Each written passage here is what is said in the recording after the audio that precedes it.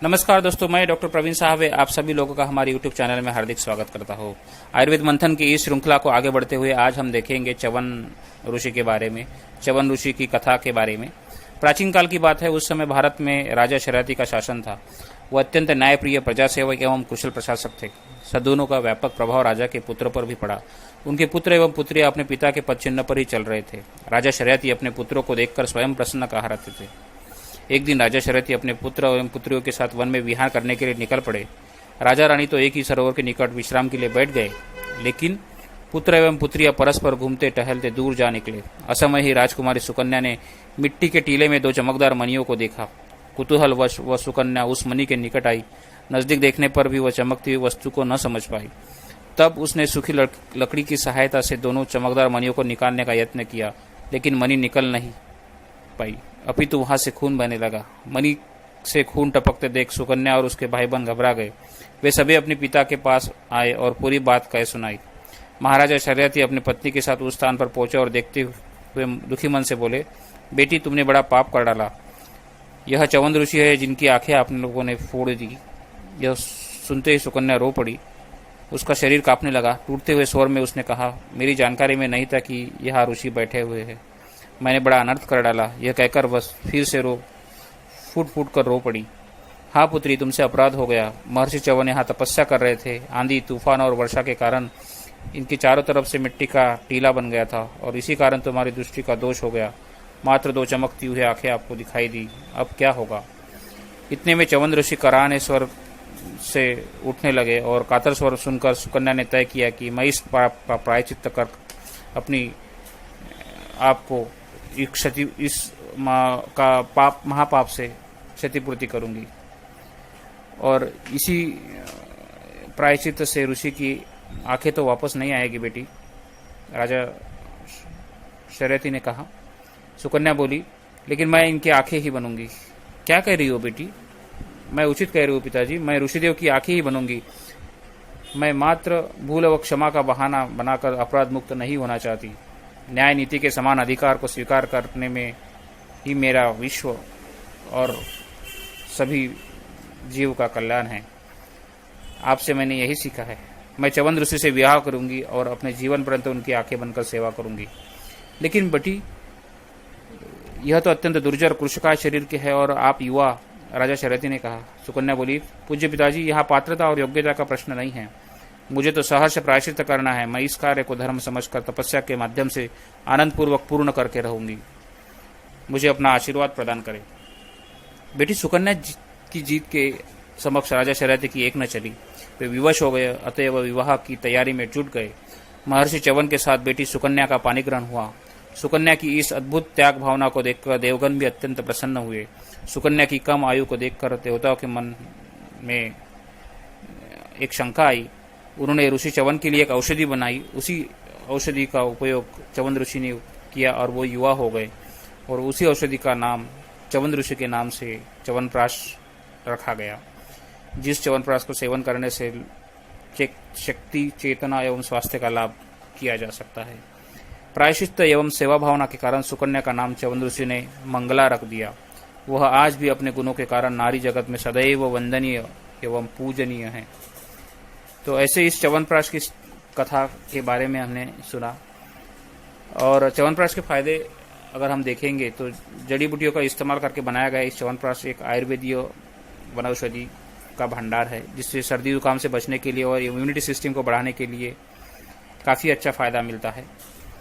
यह ऐसी आयुर्वेदीय औषधि है जिसको हम सभी प्रकार के ऋतुओं में ले सकते हैं और इससे हमारी इम्यूनिटी सिस्टम को डेवलप करने में, बढ़ाने में काफ़ी सहायता मिल सकती है। रिसर्च के आधार पर दी गई जानकारी के अनुसार बच्चों से लेकर बूढ़ों तक इस औषधि का लाभ हम ले सकते हैं। च्यवनप्राश में अगर हम देखेंगे तो इसमें 50 से भी अधिक वनौषधि का इस्तेमाल किया जाता है।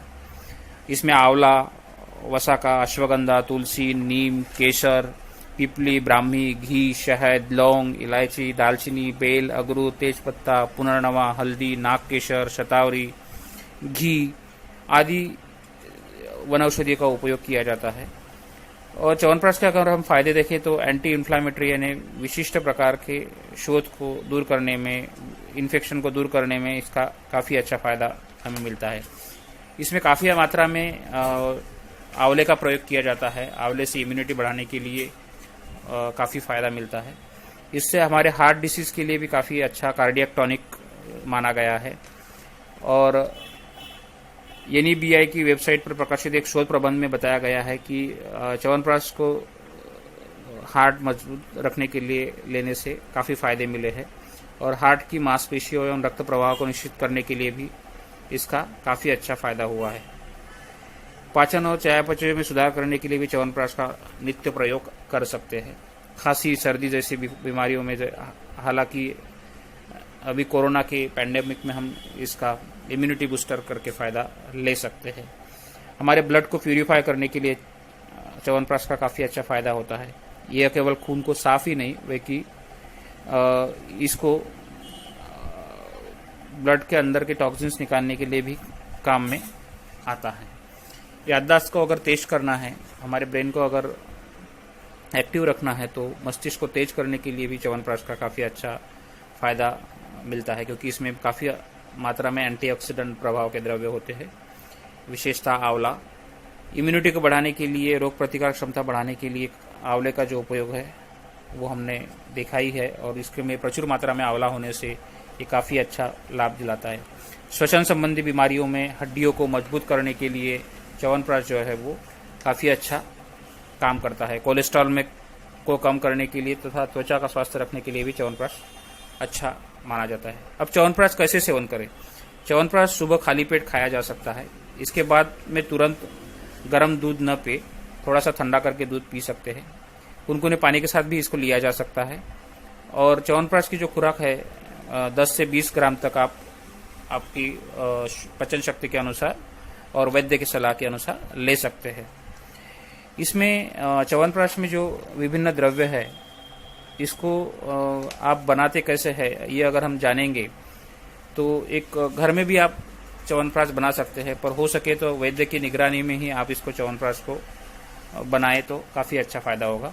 च्यवनप्राश लेने से पहले कुछ सावधानियां जरूर बरतनी चाहिए कि छोटे बच्चे, गर्भवती महिला एवं डायबिटीज मरीज को च्यवनप्राश का सेवन डॉक्टर से पूछकर ही लेना चाहिए। च्यवनप्राश को की तासीर गर्म होती है, इसलिए मुंह में छाले आना आदि लक्षण हो सकते हैं, इसलिए इसको वैद्य की सलाह से ही लेना चाहिए। और जल्दी एलर्जी होने वाले को च्यवनप्राश खाने से पहले डॉक्टर की सलाह लेना बहुत जरूरी है। अस्थमा और श्वसन संबंधी परेशानियों से पीड़ित व्यक्तियों के लिए च्यवनप्राश दूध के साथ नहीं लेना चाहिए और सोने से पहले च्यवनप्राश खाने से बचना चाहिए। सुबह खाली पेट ले। और वैसे देखा जाए तो च्यवनप्राश ऐसा रसायन है कि जिससे हमारे स्वास्थ्य को अच्छा लाभ मिल सकता है। तो आज हमने जाना कि च्यवन ऋषि की कथा क्या थी, च्यवन ऋषि के लिए कैसे च्यवनप्राश बनाया गया और इस च्यवनप्राश से हम हमारी सेहत को अच्छा कैसे बना सकते हैं। तो ऐसे ही आयुर्वेद के मंथन में हम लोग सुनते रहेंगे आयुर्वेद की विविध औषधियों के बारे में, जिससे हमें आयुर्वेद के माध्यम से नया स्वास्थ्य जीवन लाभ हो, हमारी रोग प्रतिकारक क्षमता बढ़े, आरोग्य लाभ हो, हम सदैव युवा एवं उत्साहित रहे। तो इसी श्रृंखला के साथ मैं डॉक्टर प्रवीण साहवे आपसे विदा लेना चाहता हूँ। फिर भी आप हमारे चैनल को सब्सक्राइब करना ना भूलें, ताकि आपके द्वारा हमें नए नए आयुर्वेद मंथन के वनौषधियों की प्रेरणा मिलती रहेगी।